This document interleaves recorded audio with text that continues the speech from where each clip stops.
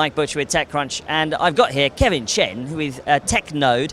And Kevin and TechNode have been now TechCrunch's partners in China, translating TechCrunch posts into Chinese, and you're our publishing partner, and you've helped us launch into China. Yes. And tell us all about how it's going. Sure.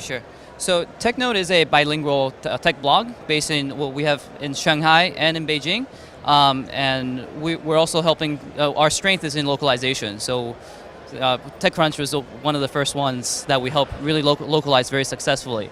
It's been launched for about a month, and the response has been just excellent. And people were dying to have the official TechCrunch's message to the Chinese audience. Before then, there's a lot of other companies that are translating pieces and pieces of TechCrunch's content and capturing that traffic on their own. But now that we've done that localization smoothly, TechCrunch has been able to monetize and grab that market share that they deserve. So you're translating TechCrunch's posts in English into Chinese for the Chinese market, and you're producing your own original content, of course, as well. Yes.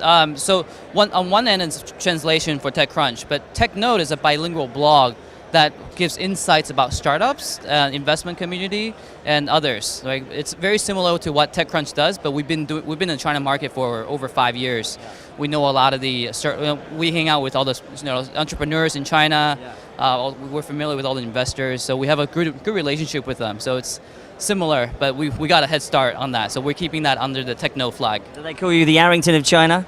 No, not me. Well, we're just getting started. Michael Arrington is someone we all really respect. He's very entrepreneurial, but we're just trying to replicate similar success in China. Trying. Tell us some of the big stories out of China at the moment for you guys at TechNode. Okay. So there's been some recent big acquisitions in the tech space.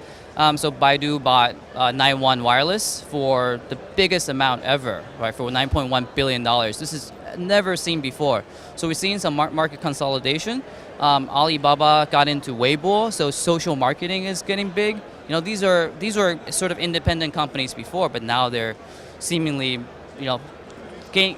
forming alliances so they can gang up on one another. A lot of technology companies, especially in the US and in Europe, want to have access to the Chinese market and launch their product there. But a lot of time, it's quite difficult to understand how to do that in China, how to do it appropriately to be successful. And there's quite a lot of examples of technology companies have tried to launch in China and just failed.